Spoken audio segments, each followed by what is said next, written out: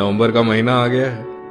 सर्दियां दरवाजे पर दस्तक दे रही हैं। सड़कें कोहरे की चादर ओढ़ कर सोती हैं। सुबह की चाय में चीनी थोड़ी ज्यादा होती है।